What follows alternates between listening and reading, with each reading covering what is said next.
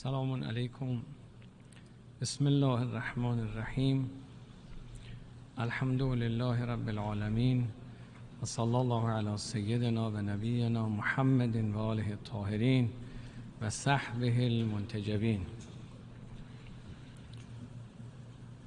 فبشر عباد الذين يستمعون القول فيتبعون احسنه. آقای رئیس، انتخاب جناب عالی را به ریاست 78مین نشست مجمع عمومی سازمان ملل متحد تبریک میگویم. I congratulate you and give you felicitations on the 78th General Assembly of the United Nations. Since last year when I addressed everyone from this podium, the world has witnessed bitter as well as sweet events. But the world, nearly 8 decades following the establishment of the United Nations, the new session of the General Assembly commences as the world is experiencing unprecedented and historic changes. Meanwhile, the assurance of a luminous future for human society lies in the devoted observance of lofty virtues that guide people towards excellence and noble ideals.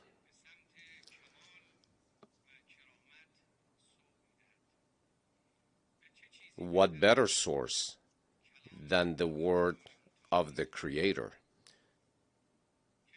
to encapsulate the essence of humanity and elevate the inherent values of mankind? Distinguished delegates, ladies and gentlemen, the Holy Quran beckons humanity towards rationality, spirituality, the truth, and justice.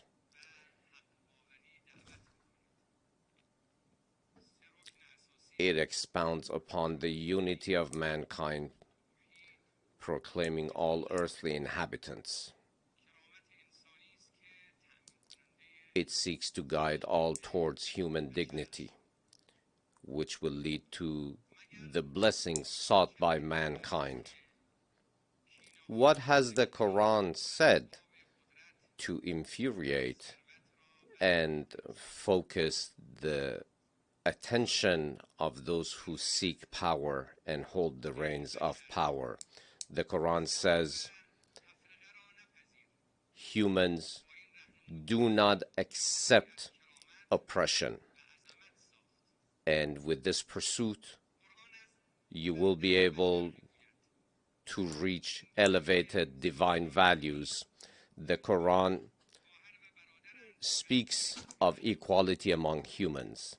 It says that they were all created equally from a single mother and father. The Quran, even though there are differences, natural differences between men and women, sees them as completing one another and direct in the eyes of the Creator and equal in the eyes of the Creator. The Quran defends the sanctity of the family and sees children as gifts entrusted to us by God. Moreover, the Quran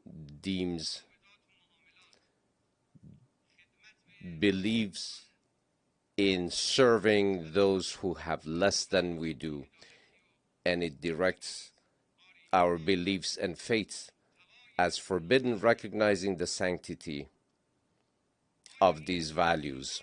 Is this the first time that the words of God, of the Omnipotent, are being burned? Presuming while they do so that they can extinguish the divine voice for eternity? Did Nimrod, Pharaoh, Karun, and Caesar triumph over Abraham, Moses, and Jesus?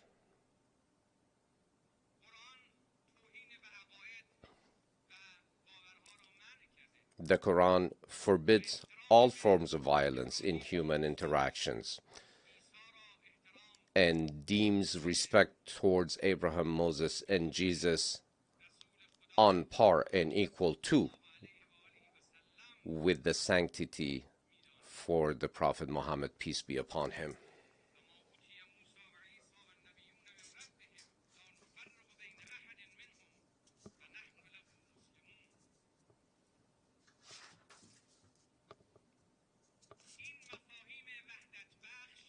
These understandings that bring unity and divine teachings that inspire, that build human characters, that build societies, that build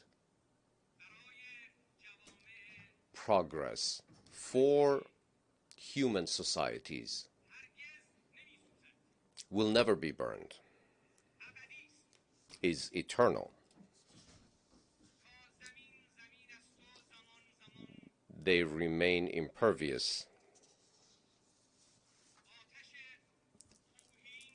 The fires of disrespect will not overcome the truth, the divine truth. Mr. President, Islamophobia and cultural apartheid witnessed in Western countries, evident in actions ranging from the desecration of the Holy Quran to the ban on hijab in schools and numerous other deplorable discriminations, are not worthy of human dignity. Even more concerning is that behind the scene there seems to be an agenda which seeks to divert attention with using the tool of freedom of speech. As one Westerner said, now that the West is faced with a crisis of identity, sees the world as a jungle and presents itself in the best of lights as a beautiful garden. And some potent interests see this fabrication as their tools of choice. These apartheid has targeted the Muslim community, particularly the immigrants who are themselves victims of colonial policies. In alignment with all adherents of faith and advocates for freedom, we firmly believe that reverence for religions should hold a prominent position on the United Nations agenda in order to indoctrinate the proper framework for respect to all world religions. Concurrently with the war on Islam, we are also seeing a war against the framework of the family. The family is the most fundamental column that has supported human development, which is now under attack. Today, crimes against humanity are not just the occupation of lands and oppression against people and mass killings, but it's also a concerted attack on the family itself. That is also a crime against humanity. The protection of the nucleus of the family, made up of the sanctity of marriage between a man and a woman, is an inherent truth to be accepted by the entire world.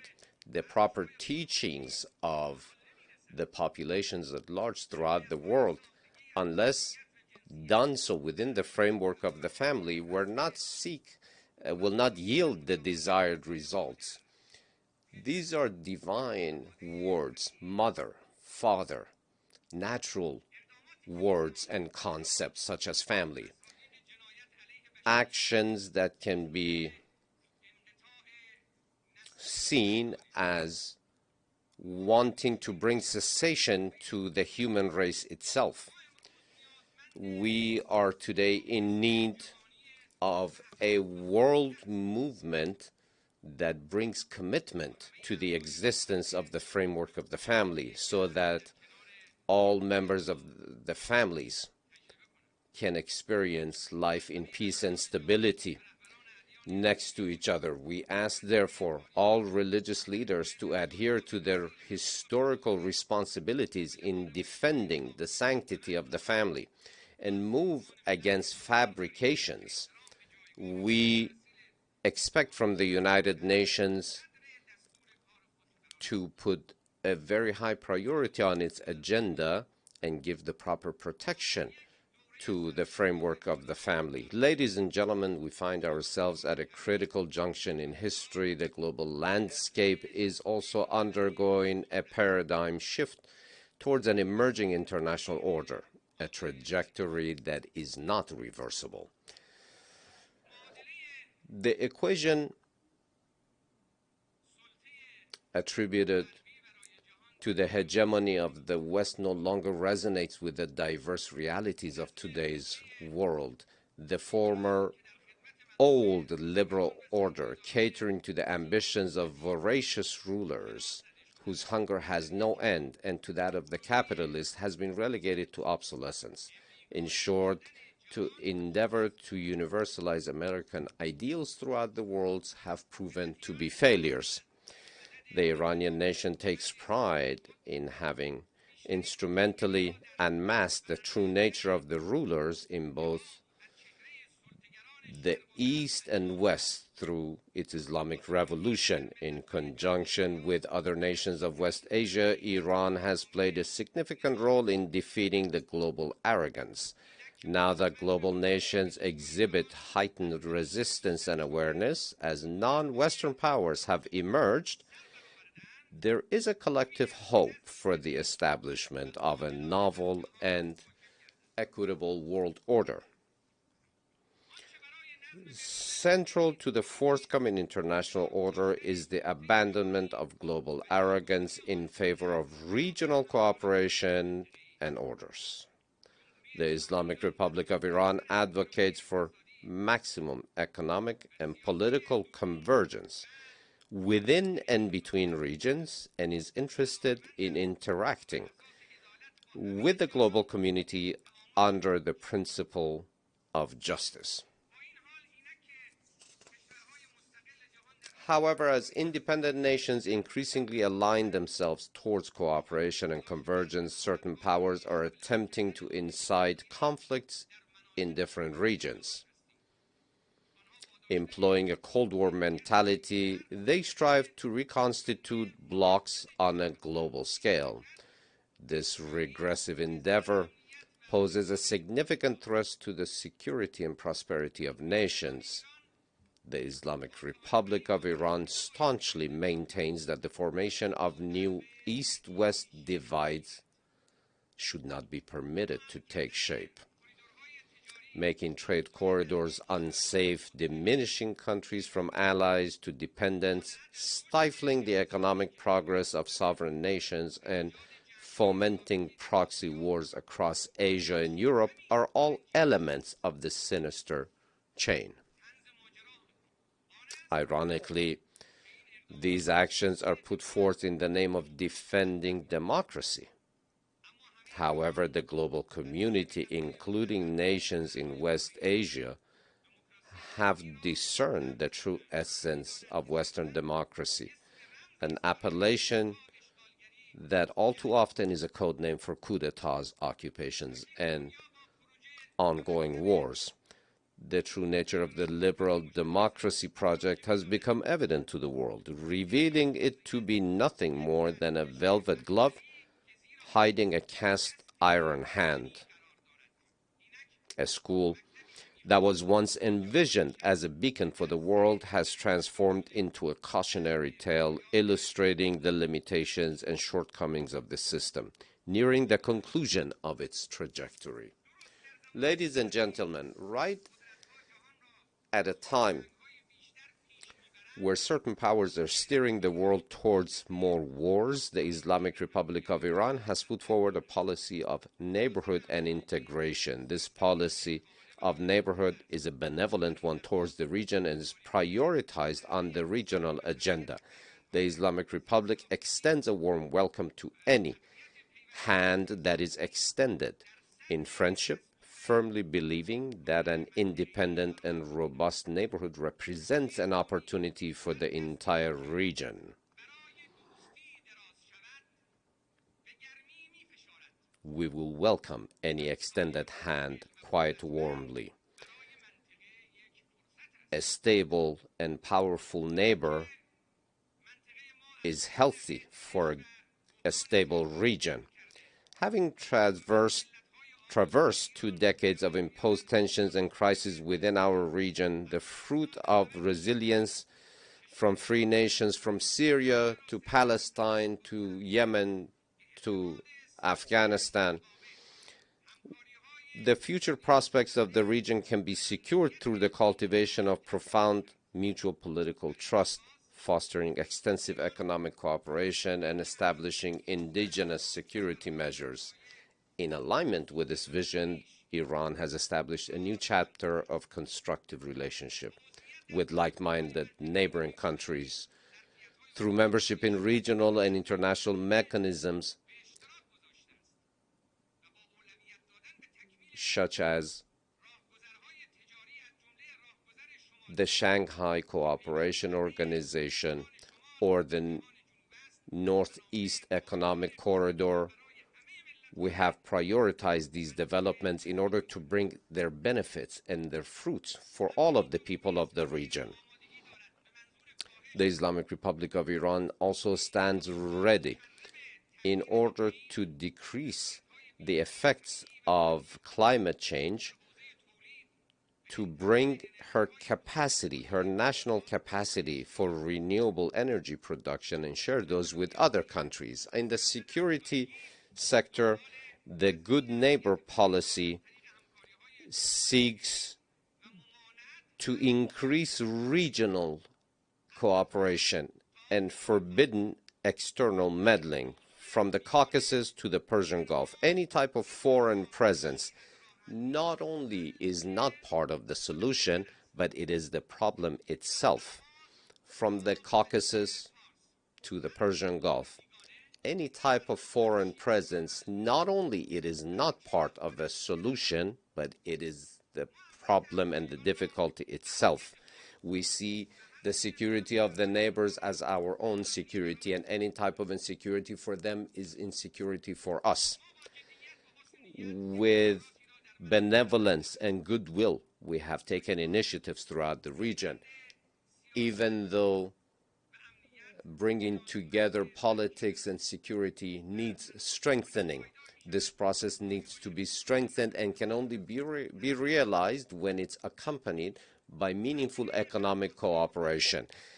The area of Western Asia, due to continued military attacks and occupations, it has been negated many opportunities for progress and development. Now that under the holy leadership of the supreme leader of the Islamic Revolution, Imam Khamenei, we have been able to drive back the rotten foundations of terrorism. We have created new opportunities for the region. The power of the Islamic Republic of Iran is an empowering security, and we seek to extend our hands to neighboring countries in order to bring about new horizons of hope and success for the entire region. We believe that this is a collaborative effort in the Muslim world, and this requires the participation of all, and this is the only pathway to blessings and success in West Asia. The Islamic Republic of Iran has many and rare opportunities for investments, which represent a great opportunity for countries from throughout the world and the region. Mr. President, Dear attendees, last year was the year of the victory of the people of Iran. Certain Western nations and their intelligence services during the past year made a grave mistake by the miscalculation that sought to diminish and undervalue and underestimate the power of Iranian people. Since the Islamic Revolution's victory under the leadership of Imam Khomeini, the enemies of Iran, through various and continuous and incessant plots, sought to impose their will on our people. More than 44 years, these policies have been defeated by the Iranian people, and the Iranian people have stood victorious again and again. Now they are faced, the enemies are faced with an Islamic republic that is, the power of whom is based, and the progress of which is based on profound ties with its people. During the past year, the people of Iran witnessed the most significant waves of a media and psychological war waged against them.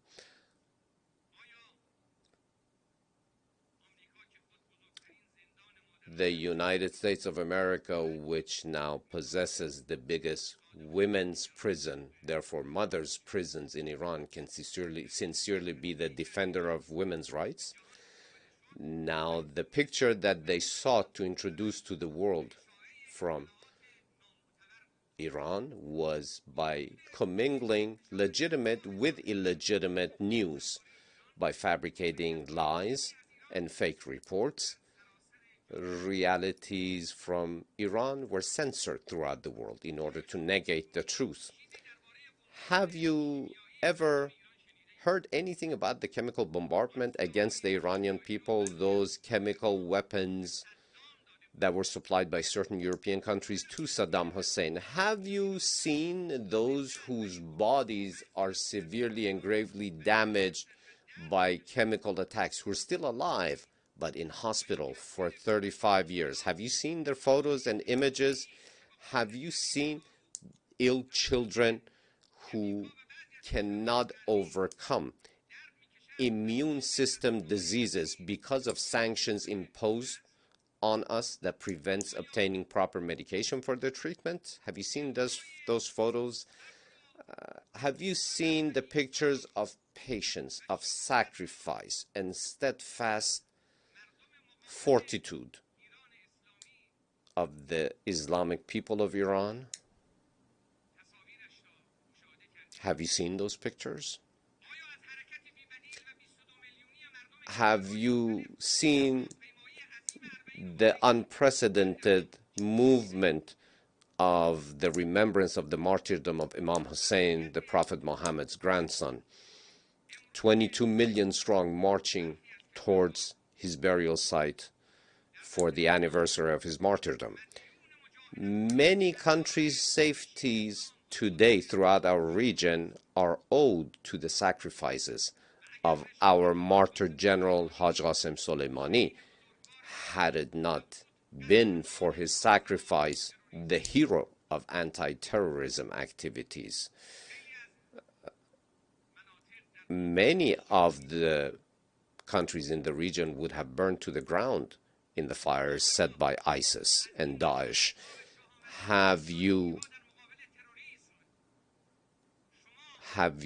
seen, do you recall the steadfast stories of heroic fights against terrorism through Hollywood-like generated reports in the news media?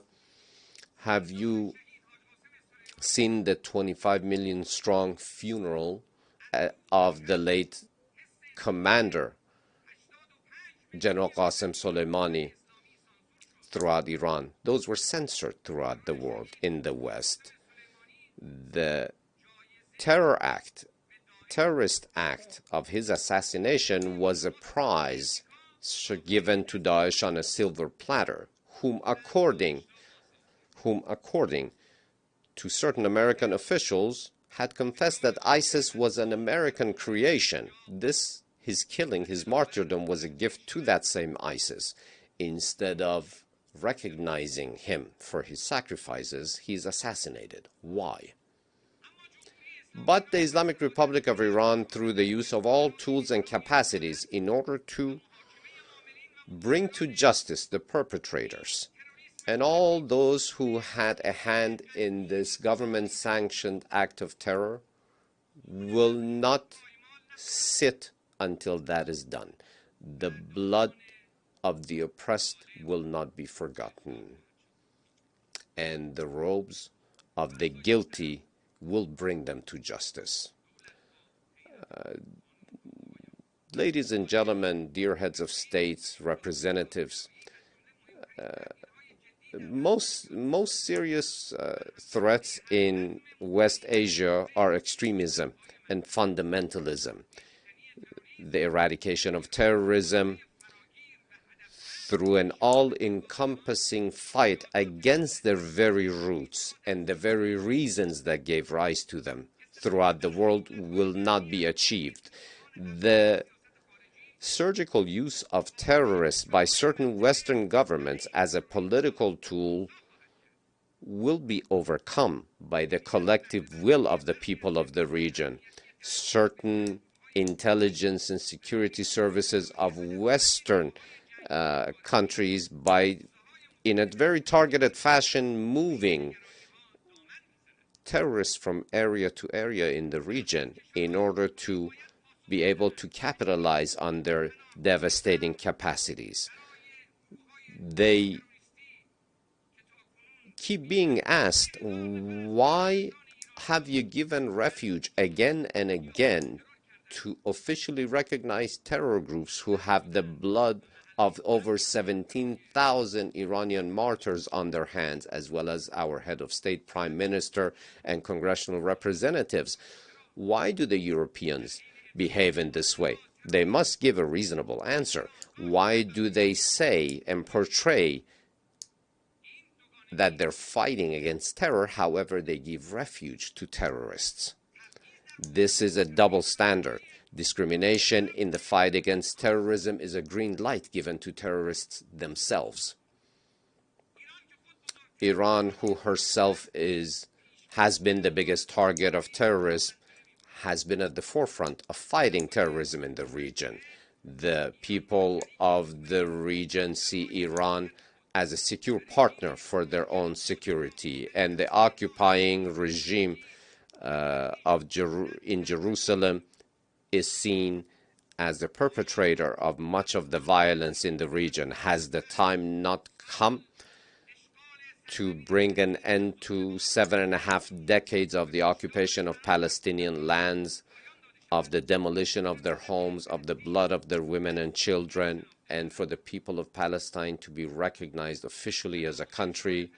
The continuation of the occupation of the Zionist regime of certain Syrian and Lebanese and Palestinian territories, and the lack of recognition to the people of Palestine has been a negation of their inherent rights, and the lack of formulation of a proper Palestinian government with its rightful capital in Jerusalem has been a tool used at the hand of certain governments in the region. Certain foundations that have been laid in the region by certain countries based on lies and destruction and occupation, those countries cannot be partners for peace. The situation today in Afghanistan represents another example of foreign meddling in the region, which has led to the killing of over 70,000 men, women, and children. In Afghanistan, Iran insists on an all-encompassing government with the participation of all Afghan groups and population, but the assistance of the world is needed in order to address the crisis of refugees who have been driven from their land, from Afghanistan, a great many of whom are being given refuge in Islamic Iran today. Vis-a-vis the Ukrainian crisis and the war, I would like to remind everyone again of our position, unambiguous position, as the Islamic Republic, we do not stand nor support any war anywhere, not in Europe nor anywhere else. We do not see any war to benefit any sides in Europe. Any type of tension and fanning the flames of violence in Ukraine has been done by the United States of America in order to weaken the European countries. And this is a long-term plan, unfortunately. We support any initiative for a cessation of hostilities and the war, and support any political measure. We fully announce our support for such initiative. Mr. President, ladies and gentlemen, the Americans leaving the JCPOA showed an official trampling upon their commitments by that government. It was an inappropriate response to our fulfillment of commitments within that framework by having broken the agreement within the framework of Resolution 2231 passed by the UN Security Council. It has committed egregious and unilateral crime in the international arena. The United States of America must explain transparently and demonstrate in a verifiable fashion that it does wish to reach a proper conclusion and show her commitment and choose a way, choose a path, either JCPOA or not. And whether the European countries, by the same token, who ignore UN Security Council Resolution 2231 and their commitments within the framework of the JCPOA, they will ultimately lose on this path. Rest assured that nuclear weapons have no place in the defensive doctrine and the military doctrine of the Islamic Republic of Iran. The international organizations, multiple official reports have stated as much. The Islamic Republic of Iran, as 2 decades ago, will never fall short of obtaining the inherent right of the Iranian nation to have peaceful nuclear energy. Not only we have lived up to our commitments, but unfortunately the United States not only doesn't adhere to her commitments within any framework of international treaties such as the NPT, but it does impose sanctions with that excuse as a political tool on people such as the people of Iran. But I am saying today that these sanctions have not yielded the desired results. It is time now for the United States to bring a cessation to her traveling on the wrong path and choose the right side. Ladies and gentlemen, humanity is entering a new framework. Old powers will keep their current downward trajectory. They are the past and we are the future. I repeat once again, they represent the past and we represent the future. We are the future. Our viewpoint towards the future is one of hope. The world awaits the day that has been promised by all faiths throughout the world, by all Abrahamic faiths, that ultimate seeker of justice does exist. We do believe that according to divine will, just as divine prophets have promised, justice and fairness will overtake the world, and the rule of the sincere people, those who truly follow the path of the omnipotent, will reverberate throughout the world. A world that rejects ignorance. The world awaits the day in which the old path will come to an end. I do thank you for all of your attention and your presence here today. May the blessings of the Omnipotent be upon you and your loved ones.